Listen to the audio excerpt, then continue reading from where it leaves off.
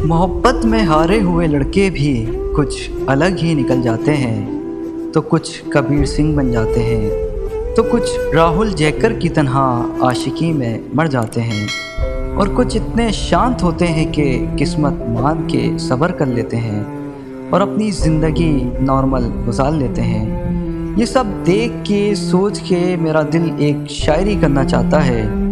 इसका अनुमान कुछ इस तरह से करूँगा कि अगर तू मिली ना होती ज़िंदगी कितनी हसीन होती, और तू साथ होती पर ज़िंदगी और हसीन होती। अगर तू मिली ना होती ये रोज़ रोज़ खुद से सवाल ना होते, ये हरी भरी ज़िंदगी में किसी की कमी खाली ना होती।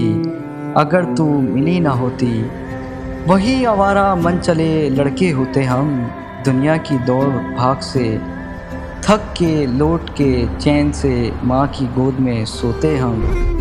किसी चीज़ की परवाह ना होती, शामों में सिगरेट जली ना होती, नशों की लत लगी ना होती। उजालों से डरता नहीं दिल मेरा, भीड़ को देख के बेचैनी मची नहीं होती। सब सवाल एक तरफ, 23 की उम्र में उम्र से पहले चेहरे पे बाल उगे ना होते, हम भी औरों की तन्हा तन्हा ना होते। दिल से हंसते अगर तू मिली ना होती।